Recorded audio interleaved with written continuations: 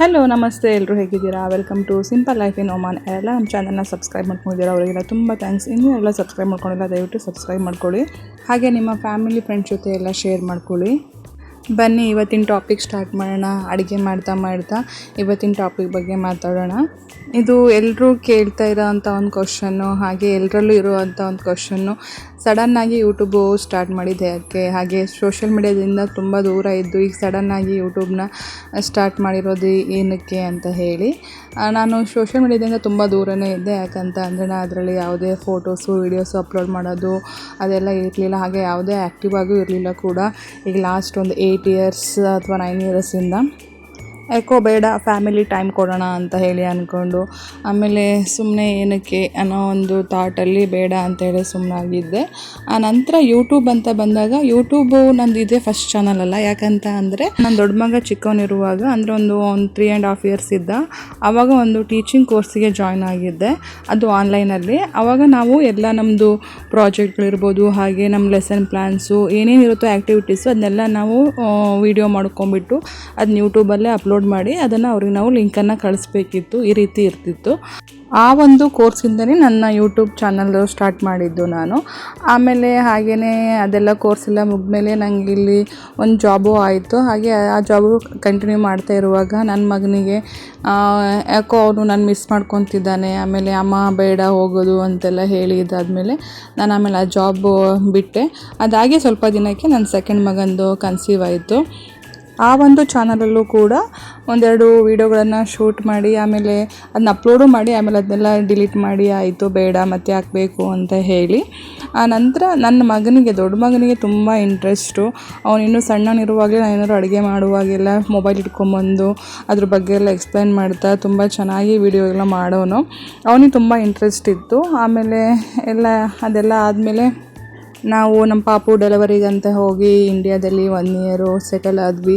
ಆಮೇಲೆ ಇಂಡಿಯಾದಿಂದ ಬಂದ್ವಿ. ಹಾಗೆ ಮಕ್ಕಳು ದೊಡ್ಡವರಾಗ್ತಾ ಟೈಮ್ ಹೋಗಿದೆ ಗೊತ್ತಾಗಿಲ್ಲ. ಆಮೇಲೆ ಆ ಯೂಟ್ಯೂಬು ಅಲ್ಲೇ ನಿಂತೋಯ್ತು. ಆಮೇಲೆ ಈಗ ನನ್ನ ಮಗನಿಗೆ ತುಂಬ ಇಂಟ್ರೆಸ್ಟು, ಅಮ್ಮ ನಾವು ಸ್ಟಾರ್ಟ್ ಮಾಡೋಣ ಅಂತ ಹೇಳಿ ಹಾಗೆ ಎನ್ಕರೇಜ್ ಮಾಡ್ತಾ ಇದ್ದ. ಹಾಗೆಯೇ ದೊಡ್ಡ ಮಗ ಒಬ್ಬನೇ ಇದ್ದಾಗ ಅವ್ನು ನೋಡ್ಕೊಳೋದು, ಅವ್ನ ಕೆಲಸ, ಹಾಗೆ ಸ್ಕೂಲು, ಅದೇ ಎಲ್ಲ ತುಂಬ ಕೆಲಸ ಅಂತ ಅನಿಸೋದು. ಆ ನಂತರ ಈಗ 2ನೇ ಪಾಪು ಆದಮೇಲೆ ಈಗ ನನ್ನ ದೊಡ್ಡ ಪಾಪನು ಸುಮಾರಷ್ಟು ಹೆಲ್ಪ್ ಮಾಡಿಕೊಡ್ತಾನೆ. ಅದರಿಂದ ನನಗೂ ಟೈಮ್ ಸಿಕ್ಕಂಗೆ ಆಗೋದು. ಆ ಟೈಮಲ್ಲಿ ಸುಮ್ಮನೆ ಫೋನ್ ಮಾಡೋದು, ಮಾತಾಡೋದು ಅದೇ ಆಗ್ತಿತ್ತು. ಅದಕ್ಕೋಸ್ಕರ ಕೆಲವೊಬ್ಬರಿಗೆ ಇವ್ರೇನು ಕೆಲಸ ಇಲ್ಲದೆ ಫೋನ್ ಮಾಡ್ತಾರೇನೋ ಫೀಲಿಂಗು ಬರ್ತಿತ್ತೇನೋ. ಆ ಫೀಲಿಂಗಲ್ಲೇ ಮಾತಾಡೋರು ಕೂಡ ಆ ಎಫೆಕ್ಟಲ್ಲೇ. ಆಮೇಲೆ ಅದರಿಂದ ಸ್ವಲ್ಪ ಬೇಜಾರು ಅಂತ ಅನಿಸ್ತಿತ್ತು. ಆಮೇಲೆ ಒಂದು ಥಾಟ್ ಬಂತು, ಸುಮ್ಮನೆ ಅವರಿಗೆಲ್ಲ ಫೋನ್ ಮಾಡ್ಕೊಂಡು ನೀವು ಆರಾಮಿದ್ದೀರಾ ಅಂತ ಕೇಳಿ ಆ ಥರ ಎಲ್ಲ ಮಾಡೋಕ್ಕಿಂತ ಈ ಟೈಮ್ನ ನಾವೇ ಯುಟಿಲೈಸ್ ಮಾಡ್ಕೊಳ್ಳೋಣ, ಏನಾದ್ರು ಒಂದು ಪ್ರೊಡಕ್ಟಿವ್ ಆಗಿ ಏನಾದ್ರು ಒಂದು ಕೆಲಸ ಮಾಡೋಣ ಅಂತ ಹೇಳಿ. ಹಾಗೆ ನನಗೆ ಯಾವಾಗಲೂ I want to keep myself busy ಅಂತ, ಅಂದರೆ ನಾನು ಬ್ಯುಸಿಯಾಗಿ ಇಟ್ಕೊಬೇಕು ಅಂತಂದರೆ ನಂಗೆ ತುಂಬ ಆಸೆ ಯಾವಾಗಲೂ. ಅದಕ್ಕೋಸ್ಕರ ಮತ್ತೆ ಸ್ಟಾರ್ಟ್ ಮಾಡೇ ಬಿಡೋಣ ಅಂತ ಹೇಳಿ ಈ ಒಂದು ಸಿಂಪಲ್ ಲೈಫ್ ಇನ್ ಒಮಾನ್ ಅಂತ ಈ ಒಂದು ಯೂಟ್ಯೂಬ್ ಚಾನಲ್ನ ಸ್ಟಾರ್ಟ್ ಮಾಡಿದ್ವಿ. ತುಂಬ ಚೆನ್ನಾಗೂ ರೆಸ್ಪಾನ್ಸ್ ಬರ್ತಾ ಇದೆ. ಸುಮಾರಷ್ಟು ಜನ ಎಲ್ಲ ಲೈಕ್ ಮಾಡ್ತಾ ಇದ್ದೀರಾ, ಹಾಗೆಯೇ ಶೇರ್ ಮಾಡ್ತಾ ಇದ್ದೀರಾ ಈ ಒಂದು ಚಾನಲ್ನ, ಮತ್ತು ಸಬ್ಸ್ಕ್ರೈಬ್ ಮಾಡ್ಕೊತಾ ಇದ್ದೀರಾ. ಪುಟ್ಟು ಚಾನಲ್ ಆದರೂ ಸುಮಾರಷ್ಟು ಜನ ಈಗ ಸಬ್ಸ್ಕ್ರೈಬ್ ಮಾಡ್ಕೊಂಡು ಸಪೋರ್ಟ್ ಮಾಡ್ತಾ ಇದ್ದೀರಾ, ಅವರಿಗೆಲ್ಲ ತುಂಬ ಥ್ಯಾಂಕ್ಸ್. ಇನ್ನೂ ಯಾರೆಲ್ಲ ಸಬ್ಸ್ಕ್ರೈಬ್ ಮಾಡ್ಕೊಂಡಿದ್ದೀರಾ, ಹೊಸದಾಗಿ ಈ ಚಾನಲ್ನ ನೋಡ್ತಾ ಇದ್ದೀರಾ, ದಯವಿಟ್ಟು ಸಬ್ಸ್ಕ್ರೈಬ್ ಮಾಡ್ಕೊಳ್ಳಿ, ಹಾಗೆ ನಮಗೆ ಸಪೋರ್ಟ್ ಮಾಡಿ. ಇದಿಷ್ಟು ಆಗಿತ್ತು ನಾವು ಸೋಷಿಯಲ್ ಮೀಡ್ಯಾದಿಂದ ದೂರ ಇದ್ದು ಸಡನ್ನಾಗಿ ಯೂಟ್ಯೂಬ್ ಚಾನಲ್ನ ಸ್ಟಾರ್ಟ್ ಮಾಡಿದ್ದು ಏಕೆ ಅಂತ. ಕೆಲವೊಬ್ಬರು ಸಿಕ್ಕಾಪಟ್ಟೆ ಡೌಟ್ ಇತ್ತು, ಫ್ಯಾಮಿಲಿ ಆಗಿರ್ಬೋದು, ಫ್ರೆಂಡ್ಸ್ ಆಗಿರ್ಬೋದು, ಯಾರಿಗೇ ಆಗಿರ್ಬೋದು, ಅವ್ರಿಗೊಂದು ಕ್ಲಾರಿಟಿ ಸಿಕ್ತು ಅಂತ ಅಂದ್ಕೊತೀನಿ. ಇನ್ನು ನೆಕ್ಸ್ಟ್ ಟಾಪಿಕ್ಕು, ಈ ಗಲ್ಫ್ ಯುದ್ಧದಿಂದ ಕಲ್ತಿರೋ ಪಾಠ ಏನು, ಜೀವನದ ಪಾಠ ಏನು ಅಂತ ಅಂದರೆ ಸಿಕ್ಕಾಪಟ್ಟೆ ದೊಡ್ಡ ಪಾಠಗಳನ್ನು ಕಲ್ತ್ಕೊಂಡ್ವಿ. ನಮಗೆ ನಮ್ಮ ಕಷ್ಟಗಳಿಗೆ ನಾವೇ ಆಗೋದು, ಬೇರೆಯವ್ರು ಯಾರೂ ಬರಲ್ಲ ಅನ್ನೋದನ್ನು ಕಲ್ತ್ಕೊಂಡ್ವಿ. ಯಾಕಂತ ಅಂದರೆ ಫ್ಯಾಮಿಲಿ ತುಂಬ ಇಂಪಾರ್ಟೆಂಟು. ಫ್ಯಾಮಿಲಿನ ಹೊರತುಪಡಿಸಿ ಬೇರೆ ಯಾರೋ ಆಗ್ತಾರೆ ಅನ್ನೋದು ಮಾತ್ರ ತುಂಬ ಸುಳ್ಳಾಗತ್ತೆ. ಫ್ಯಾಮಿಲಿ ಒಳಗೆ ಆದರೂ ಕೂಡ ಯಾರು ನಮ್ಮೋರು, ಯಾರು ನಮ್ಮೋರಲ್ಲ, ಯಾರು ನಮ್ಮನ್ನು ಯೂಸ್ ಮಾಡ್ಕೊತಾ ಇದ್ದಾರೆ ಏನು, ಅದೆಲ್ಲ ತುಂಬ ಚೆನ್ನಾಗಿ ಗೊತ್ತಾದ ಒಂದು ಟೈಮು ಈ ಒಂದು ಗಲ್ಫಲ್ಲಿ ಯುದ್ಧ ಆಯ್ತಲ್ಲ, ಆ ಒಂದು ಯುದ್ಧ ಟೈಮು ಅಂತ ಹೇಳ್ಬೋದು.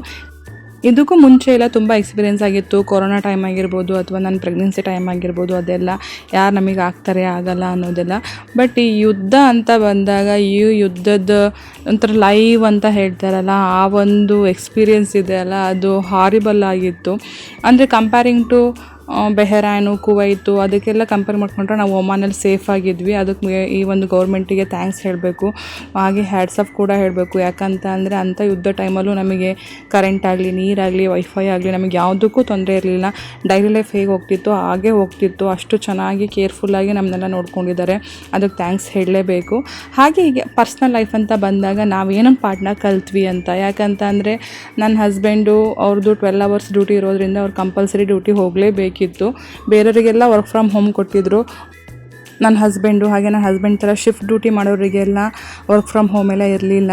ಅವರು ಕಂಪಲ್ಸರಿ ಡ್ಯೂಟಿಗೆ ಹೋಗಲೇಬೇಕಿತ್ತು.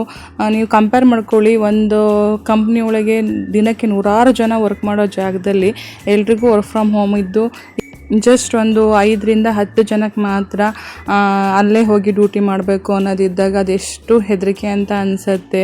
ಹಾಗೆ ಎಲ್ಲಿ ಬಂದು ಏನಾಗುತ್ತೋ, ಯಾವ ಬಾಂಬ್ ಬೀಳುತ್ತೋ, ಯಾವ ಒಂದು ಡ್ರೋನ್ ಬೀಳುತ್ತೋ ಅನ್ನೋ ಹೆದರಿಕೆಲ್ಲ ಇರುತ್ತೆ.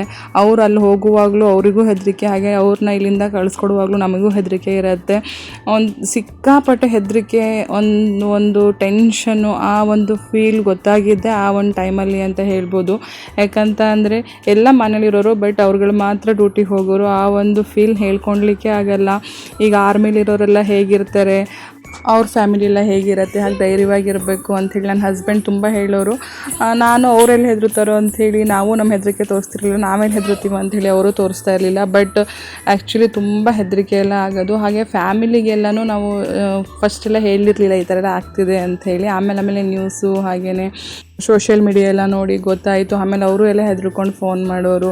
ನಮ್ಮ ಅಮ್ಮ ಅಪ್ಪ ಆಗಿರ್ಬೋದು, ಅಕ್ಕ ಬಾವ ಅಣ್ಣ ಎಲ್ಲ ದಿನಕ್ಕೊಂದು 3 ರಿಂದ 4 ಕಾಲ್ ಇರೋದು.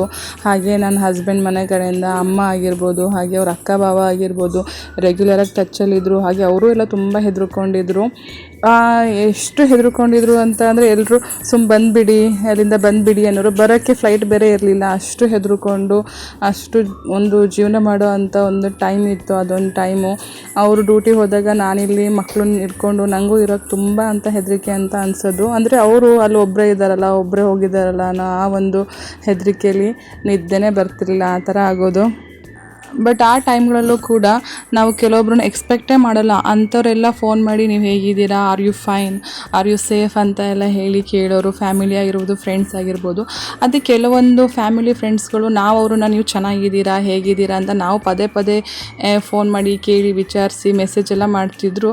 ಅವ್ರುಗಳು ಮಾತ್ರ ಅಂಥ ಒಂದು ಟೈಮಲ್ಲೂ ಕೂಡ ನೀವು ಹೇಗಿದ್ದೀರಾ ಅಂತ ಹೇಳಿ ಕೇಳ್ತಿರ್ಲಿಲ್ಲ. ಅದು ಸ್ವಲ್ಪ ಬೇಜಾರಂತ ಅನಿಸೋದು. ಇಂಥವ್ರಿಗೆ ನಾವು ಟೈಮ್ ಕೊಟ್ವಾ, ಇಂಥವ್ರನ್ನ ನಾವು ಕೇರ್ ಮಾಡಿದ್ವಾ ಅಂತ ಹೇಳಿ ತುಂಬ ಫೀಲ್ ಆಗೋದು. ಯಾಕಂತ ಅಂದರೆ ಆ ಒಂದು ಟೈಮ್ಗಳಲ್ಲಿ ನಮಗೆ ಏನು ಬೇಕಾಗಿರುತ್ತೆ, ನೀವು ಹೇಗಿದ್ದೀರಾ ಅಂತ ಯಾರು ಒಂದು ಸಾಫ್ಟಾಗಿ ಒಂದು ಮಾತಾಡಿದ್ರು ಅದೇ ಎಷ್ಟೋ ಒಂದು ಮೀನಿಂಗ್ಫುಲ್ ಆಗಿರುತ್ತೆ. ಆ ಒಂದು ಟೈಮ್ಗಳಲ್ಲೂ ನಮ್ಗಳದ್ದು ನೆನ್ಪು ಮಾಡ್ಕೊಳ್ಲಿಲ್ಲಲ್ಲ ಅಂತ ಹೇಳಿ ತುಂಬ ಬೇಜಾರಾಗೋದು. ಯಾಕಂತಂದರೆ ಇದು ಗೊತ್ತಿಲ್ಲದೆ ಇರೋ ವಿಷಯನೇ ಆಗಿರಲಿಲ್ಲ. ಎಲ್ಲ ಒಂದು ನ್ಯೂಸ್ ಚಾನಲ್ಲು, ಎಲ್ಲ ಸೋಷಿಯಲ್ ಮೀಡಿಯಾದಲ್ಲೂ ಎಷ್ಟು ಇತ್ತು ಯುದ್ಧದ ತೀವ್ರತೆ ಅನ್ನೋದು ಎಲ್ರಿಗೂ ಗೊತ್ತಿತ್ತು. ಬಟ್ ಅಂಥ ಟೈಮ್ಗಳಲ್ಲೂ ಕೂಡ ಹೇಗಿದ್ದೀರಾ ಅಂತಲೂ ಕೇಳಲಿಲ್ಲ. ಬಟ್ ಅದಕ್ಕೆಲ್ಲ ಟೆನ್ಷನ್ ಮಾಡ್ಕೊಳಕ್ಕೆ ಹೋಗಲಿಲ್ಲ ನಾವು. ಅಂದರೆ ಯಾರ್ಯಾರು ಹೇಗೆ ಅನ್ನೋದನ್ನು ತುಂಬ ಚೆನ್ನಾಗಿ ತಿಳಿಸ್ಕೊಡ್ತು ಈ ಒಂದು ಯುದ್ಧ ಅಂತಲೇ ಹೇಳ್ಬೋದು. ಹಾಗೆ ಈಗ ಲೈವಲ್ಲಿ ಒಂದು ಸೌಂಡ್ ಕೇಳೋದಾಗಿರ್ಬೋದು, ಡ್ರೋನಿಂದು, ಅದೆಲ್ಲ ತುಂಬ ಹೆದರಿಕೆ ಅಂತ ಅನಿಸೋದು. ಬಟ್ ಇಲ್ಲಿನ ಗೌರ್ಮೆಂಟ್ ಮಾತ್ರ ಅಂಥ ಮೂಮೆಂಟಲ್ಲೂ ಕೂಡ ತುಂಬ ಚೆನ್ನಾಗಿ ನಮ್ಮನ್ನ ಕಾಪಾಡಿದೆ. ಹಾಗೆ ಯಾವುದೇ ತೊಂದರೆ ಆಗದಿದ್ದಂಗೆಲ್ಲ ನೋಡ್ಕೊಂಡಿದ್ದೆ. ಅದಕ್ಕೆ ಮಾತ್ರ ಥ್ಯಾಂಕ್ಫುಲ್ ಆಗಿರಲೇಬೇಕು ಇಲ್ಲಿನ ಗೌರ್ಮೆಂಟಿಗೆ, ಹಾಗೆ ಇಲ್ಲಿನ ಜನಗಳಿಗೆಲ್ಲ. ಹಾಗೆಯೇ ಈ ವಿಡಿಯೋದ ಮೂಲಕ ಯಾರ್ಯಾರು ನಮಗೆ ಆ ಒಂದು ಟೈಮಲ್ಲಿ ಫೋನ್ ಮಾಡಿ ಮೆಸೇಜ್ ಮಾಡಿ ವಿಚಾರಿಸಿದ್ರು ಅವರಿಗೆಲ್ಲ ಥ್ಯಾಂಕ್ಫುಲ್ ಆಗಿರ್ತೀವಿ. ಹಾಗೆ ಯಾರು ಮಾಡಲಿಲ್ಲ, ವಿಚಾರಿಸಲಿಲ್ಲ, ಅದಕ್ಕೇನು ಬೇಜಾರಿಲ್ಲ. ನಿಮ್ಮದು ಗುಣಗಳು ಅಥವಾ ನಿಮ್ಮ ಸ್ವಭಾವ ಏನು ಅನ್ನೋದನ್ನು ತಿಳಿಸ್ಕೊಟ್ರಿ ಅಂತಲೇ ಹೇಳ್ಬೋದು. ಅಂದರೆ ನಮ್ಮ ಲೈಫಲ್ಲಿ ನಾವು ಬೇರೆ ರೀತಿಯಲ್ಲಿ ಯೋಚನೆ ಮಾಡಬೇಕು ಅನ್ನೋದನ್ನ ಕಣ್ಣು ತರಿಸಿದ್ರು ಅಂತಲೇ ಹೇಳ್ಬೋದು. ಈ ಒಂದು ಯುದ್ಧದಿಂದ ಏನು ಗೊತ್ತಾಯಿತು ಅಂತ ಅಂದರೆ ಯಾರ್ಯಾರಿಗೆ ಎಷ್ಟೆಷ್ಟು ಇಂಪಾರ್ಟೆನ್ಸ್ನ ಕೊಡಬೇಕು, ಹಾಗೆ ಯಾರಿಗೆ ಕೊಡಬೇಕು ಯಾರಿಗೆ ಕೊಡಬಾರ್ದು ಅನ್ನೋದನ್ನು ಗೊತ್ತಾಯಿತು. ಹಾಗೆಯೇ ಯಾರು ನಮ್ಮನ್ನ ಜಸ್ಟ್ ಒಂದು ATM ಆಗಿ ಯೂಸ್ ಮಾಡಿಕೊಂಡ್ರು, ಹಾಗೆ ಯಾರು ರಿಯಲ್ ಆಗಿ ನಮ್ಮ ಮೇಲೆ ಒಂದು ಲವ್ ಆ್ಯಂಡ್ ಕೇರ್ನ ತೋರಿಸಿದ್ರು ಅಂತ ಹೇಳಿ ಗೊತ್ತಾಯಿತು. ಹಾಗೆಯೇ ನಾವು ಎಷ್ಟು ಚೇಂಜಸ್ ಆಗಬೇಕು, ಜನಗಳನ್ನು ಯಾವ ರೀತಿಯಲ್ಲಿ ನೋಡಬೇಕು, ನಾವು ಕೂಡ ಚೇಂಜಸ್ ಆಗಬೇಕು. ನಾವಿನ್ನೂ ಓಲ್ಡ್ ಒಂದು ಸ್ಕೂಲಲ್ಲೇ ಇದ್ದೀವಿ, ನಾವು ಒಂದು ಅಪ್ಡೇಟ್ ಆಗಬೇಕು ಅನ್ನೋದನ್ನು ಕೂಡ ತೋರಿಸಿದ್ರು. ಅವರವರ ಕೆಲಸ ಕಾರ್ಯಗಳಿದ್ದಾಗ ಮಾತ್ರ ಫೋನು ಮೆಸೇಜು ಎಲ್ಲ ಬರೋ ಅಂಥದ್ದು. ಅವ್ರ ಕೆಲಸ ಕಾರ್ಯ ಎಲ್ಲ ಮುಗಿದ್ಮೇಲೆ ಯಾವುದೋ ಫೋನು ಯಾವುದೋ ಮೆಸೇಜುಗಳು ಬರಲ್ಲ ಅನ್ನೋದನ್ನು ಅರ್ಥ ಮಾಡಿಸಿದ್ರು. ಹಾಗೆಯೇ ಯಾರಿಗೆ ನಾವು ಇಂಪಾರ್ಟೆನ್ಸ್ನ ಕೊಟ್ಟು ಸುಮ್ಮನೆ ನಮ್ಮದು ವ್ಯಾಲ್ಯೂಯಬಲ್ ಟೈಮ್ನೆಲ್ಲ ವೇಸ್ಟ್ ಮಾಡ್ಕೊಂಡ್ವಿ ಅಂತಲೂ ಅನ್ನಿಸ್ತು. ಹಾಗೆ ನಾನಂತೂ ಈ ಒಂದು ಯುದ್ಧ ಆದಮೇಲಂತೂ ಸಿಕ್ಕಾಪಟ್ಟೆ ಚೇಂಜ್ ಆಗಿದ್ದೀನಿ. ಆ ಚೇಂಜಸ್ಸೇ ಇರಲಿ, ಇನ್ನೂ ಕಂಟಿನ್ಯೂ ಆಗಲಿ ಅಂತಲೂ ಕೇಳ್ಕೊತೀನಿ. ಗೊತ್ತಾಯ್ತಲ್ವ ಯಾರ್ಯಾರ ಫೇಸು ಹೇಗಿರುತ್ತೆ, ಏನು, ಯಾರ್ಯಾರು ಮುಖವಾಡ ಹಾಕ್ಕೊಂಡಿರ್ತಾರೆ, ಯಾರು ನಮ್ಮಿಂದ ಜಸ್ಟ್ ಒಂದು ನಮ್ಮನ್ನು ATM ಆಗಿ ಯೂಸ್ ಮಾಡ್ಕೊಳ್ತಾರೆ, ಅದೆಲ್ಲ ಗೊತ್ತಾಯಿತು. ಗೊತ್ತು ಮಾಡಿಕೊಟ್ಟಿದ್ದಕ್ಕೆ ತುಂಬ ಥ್ಯಾಂಕ್ಸ್. ಯಾಕಂತಂದರೆ ಇಂಥ ಒಂದು ಸಿಚುವೇಶನ್ಗಳಲ್ಲೇ ಗೊತ್ತಾಗೋದು ಯಾರು ನಮ್ಮೋರಲ್ಲ ಅನ್ನೋದು. ಎಲ್ರಿಗೂ ತುಂಬ ಥ್ಯಾಂಕ್ಸ್. ಯಾರೆಲ್ಲ ನಮ್ಮನ್ನು ತುಂಬ ಚೆನ್ನಾಗಿ ಕೇರ್ ಮಾಡಿ ಹೇಗಿದ್ದೀರಾ ಏನು ಅಂಥೇಳಿ ಪ್ರತಿದಿನ ಫೋನ್ ಮಾಡಿ ಮೆಸೇಜ್ ಮಾಡಿ ಕೇಳಿದ್ರಿ, ಅವರಿಗೆಲ್ಲ ತುಂಬ ಥ್ಯಾಂಕ್ಸ್. ಇದಿಷ್ಟು ಆಗಿತ್ತು ಈ ಒಂದು ಯುದ್ಧದ ಅನುಭವಗಳು. ದಯವಿಟ್ಟು ನಮ್ಮ ಚಾನಲ್ನ ಲೈಕ್ ಮಾಡಿ, ಶೇರ್ ಮಾಡಿ, ಹಾಗೆ ಸಬ್ಸ್ಕ್ರೈಬ್ ಮಾಡ್ಕೊಳ್ಳಿ. ಹಾಗೆ ನಿಮ್ಮ ಫ್ಯಾಮಿಲಿ ಫ್ರೆಂಡ್ಸ್ ಜೊತೆ ಎಲ್ಲ ಶೇರ್ ಮಾಡ್ಕೊಳ್ಳಿ. ಹಾಗೆ ನಿಮ್ಮ ಸಪೋರ್ಟ್ ಹೀಗೆ ಇರಲಿ ಯಾವಾಗಲೂ. ನೆಕ್ಸ್ಟ್ ವ್ಲಾಗಲ್ಲಿ ಮತ್ತೆ ಸಿಗ್ತೀನಿ. Thanks for watching.